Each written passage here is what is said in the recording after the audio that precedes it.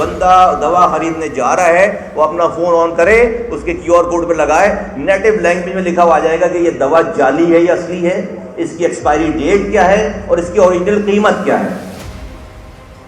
اور اگر ہم اس کسٹمر کو یہ بھی دیجیے دیں, اگر وہ چاہے تو ہمارا ایپ ڈاؤن لوڈ کرے. اس ایپ ڈاؤن لوڈ کرنے میں کے لیے اسے اپنا نام, شناختی کارڈ نمبر اور بینک اکاؤنٹ نمبر لکھنا پڑے گا, بینک اکاؤنٹ نمبر. اگر وہ اپنے ایپ کو ڈاؤن لوڈ کرتا ہے اور پھر وہ یہ QR کوڈ استعمال کرتا ہے تو اس دوا کے 2%, اس کی قیمت کے 2% اس کے اکاؤنٹ میں اس وقت ٹرانسفر کریں گے, اسی وقت اس کو انسینٹو دیں گے. 100 روپے کی اگر دوا ہے, 2 روپے اسی کو QR کوڈ کرے گا, اس کے اکاؤنٹ میں ڈائریکٹ وہ پیسے جائیں گے. اس کو انسینٹو دے رہے ہیں ہم اس QR کوڈ کو استعمال کرنے کے لیے, یہ انسینٹو ہے اس کے. تو یہ ہم کرنے جا رہے ہیں. تو 23 کروڑ لوگ ہمارے انسپیکٹر بننے جا رہے ہیں.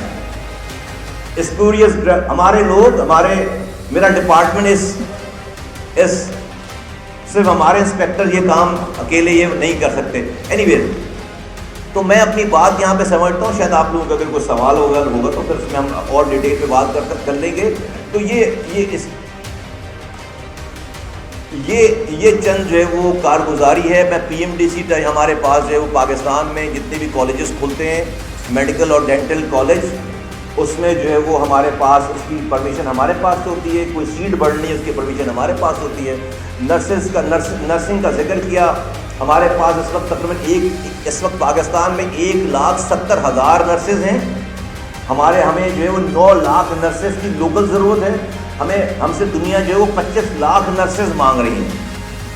تو یہ اتنا امپورٹنٹ شعبہ ہے جہاں پر جس کو اگر صحیح کریں تو پاکستان کی ابھی کی ریمیٹنسز 30 ارب 32 ارب $1 ایک طرف. یہ نرسز جو ہے اگر آپ 3,000 سے ڈالر سے جاب شروع ہوتی ہے, دیٹ گوز ٹو ان بگ نمبر, تو بلینس آف ڈالر کا آپ کو جو ہے وہ فورن ریمیٹنس آئے گا. لیکن میں اس کی ڈیٹیل میں نہیں جانا چاہتا. ہماری جو ہے وہ ہم کر رہے ہیں, میں اس کو نہیں, جو غدر مچا ہوا ہے اللہ معاف کرے, کبھی آپ کے ساتھ ویسے ہی بیٹھیں گے, سامنے بیٹھیں گے تو میں بتاؤں گا جو غدر مچا ہوا ہے اس کے اندر, اس کی جو ہے وہ کوئی اس کی جو ہے وہ کوئی انتہا نہیں ہے. لیکن اس کی امپورٹنس یہ ہے کہ 25 لاکھ نرسز چاہیے, 9 لاکھ نرسز اس میں چاہیے. لیکن میں مانتا ہوں کہ بہت برا حال ہے, اور ہم اسے ٹھیک کرنے جا رہے ہیں. تو کبھی آپ کے سامنے پرائیویٹلی بیٹھیں گے تو بتائیں گے کہ کتنا برا حال ہے, اور یہ بھی بتائیں گے کہ پھر جو ہے ہم اس پہ کر کیا رہے ہیں. تو اور اسی طرح سے ہمارے پاس جو تقریباً 3.5 لاکھ ڈاکٹرز ہیں اس وقت ملک میں. 21,000 ڈاکٹرز ہر سال ہم پروڈیوس کر رہے ہیں. ہماری میڈیکل ایجوکیشن ہے وہ دنیا میں اچھی سمجھی جاتی ہے. آپ دنیا میں کہیں بھی جائیں آپ کو پاکستانی ڈاکٹرز ملتے ہیں. تو میڈیکل ایجوکیشن اچھی ہے ہماری. ہمارا کرائیٹیریا اتنا ایسا ہے, ہم پر پریشر ہوتا ہے بہت زیادہ کہ اس کرائیٹیریا کو اور لو ڈاؤن کریں تاکہ وہ بچے جو رہ جاتے ہیں ایڈمیشن ہونے سے ان کا بھی ایڈمیشن ہو سکے. نہیں کر پائیں گے بہت زیادہ اس میں, کیونکہ اگر آپ نے اس کے اسٹینڈرڈ کو نیچے اور کیا تو پھر ہماری ریکگنیشن بہت ساری جگہوں پہ پھر نہیں ہوگی. پھر ان کو جا کر ایگزامز دینے پڑتے ہیں پھر بہت سارے. ابھی میں قطر تھا تو وہاں پہ ہمیں کیٹیگری 3 سے کیٹیگری 2 کر دیا ہمیں. اب کیٹیگری 3 سے کیٹیگری, پچھلی دفعہ 1 سال پہلے, اب کیٹیگری 3 سے کیٹیگری 2 کرنے کا مقصد یہ ہے کہ ہمارے جو ڈاکٹر جائیں گے پہلے ان کو وہاں پر ایگزام پاس کرنا پڑے گا جا کر, اور وہ کسی مس کمیونیکیشن کی وجہ سے بات ہوئی ہے. ابھی ہم نے جا کر ان سے بہت زیادہ اپنے اس کیس کو پریزنٹ کیا ہے. تو اب جا کر جنوری میں ان کا ریویو ہے, انشاءاللہ ہم دوبارہ کیٹیگری 3 میں. کیٹیگری 3 کا مطلب ہمیں نمبر تو ڈاکٹر زیادہ جائیں گے اور ان کو جا کر وہاں پر کسی لوکل ایگزام کو پاس کرنے کی ضرورت نہیں پڑے گی ان کو وہاں پہ. تو اس طرح کے بہت سارے چیلنجز دنیا بھر میں اگر آپ, لیکن اس وقت جو سب سے بڑا چیلنج ہے کہ یہ جو سینٹرل ایشین کنٹریز میں نام نہیں لینا چاہتا, وہاں ہمارے اسٹوڈنٹس جاتے ہیں جن کا ایڈمیشن ہے. $400 ملین وہ لے کر جا رہے ہیں یہاں سے. ہمارا $400 ملین سالانہ وہ اور چلے کوئی مسئلہ نہیں ہوا, لیکن وہ 1-2 کمرے کے کالجز ہیں,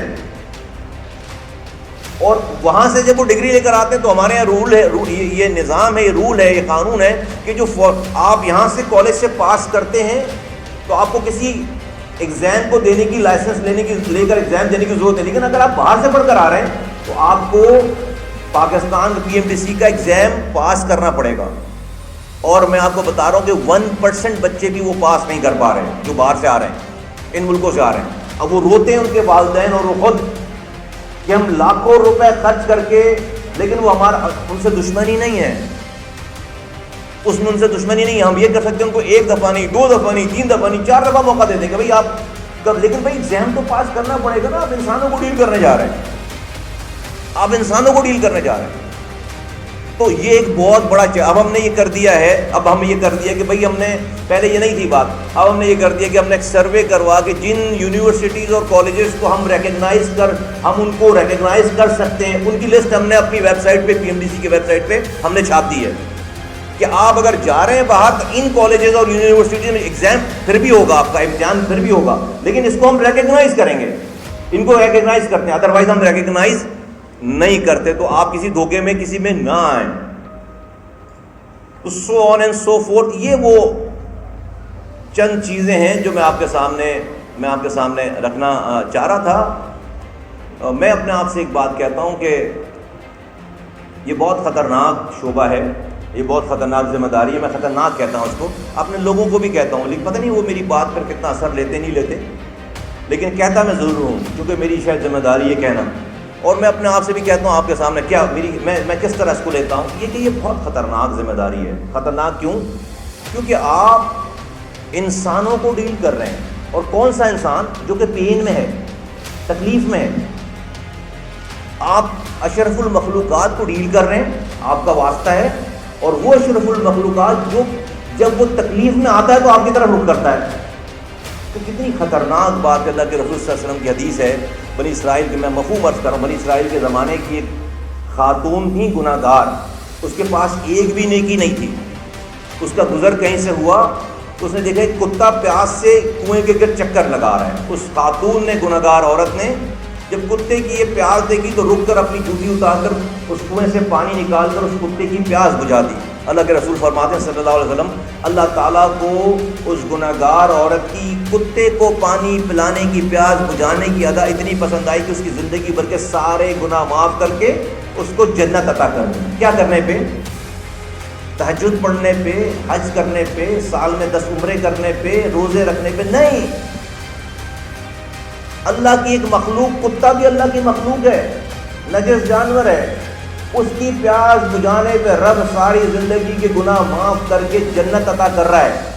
تو جس امیجن، میں کانپتا ہوں اس والی بات پہ کہ جس امیجن کریں کہ جو اللہ کی اشرف المخلوقات، سب سے اعلیٰ مخلوق ہے، اس کے درد تکلیف کو کوئی دور کرے گا تو رب کیا ریوارڈ دے گا، اور اس کو کوئی تکلیف میں ڈالے گا تو کیا کرے گا.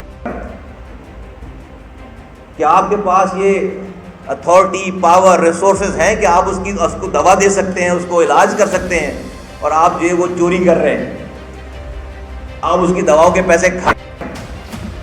تو جو رب کتے کو پانی پلانے پہ جنت دے سکتے،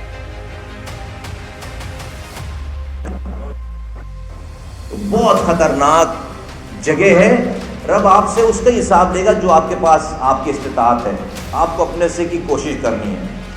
تو میں اس لیے اپنے لوگوں کو بھی کہتا ہوں، بار بار کہتا ہوں کہ بھائی یہ بہت خطرناک جگہ ہے.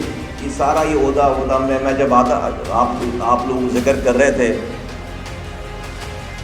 کہ ہمارا 20 سال کا واسطہ ہے، اور میں جب آپ کہہ رہے تھے تو میری وہ میموریز میں ساری وہ ٹائم آ رہا تھا. سارا 2005 کی بات ہے جب میں میئر بنا تھا. تو یہ سڑکیں ہیں، یہ سارے کون لوگ ہوتے تھے سامنے، ایس ایم منیر صاحب اور سارے لوگ.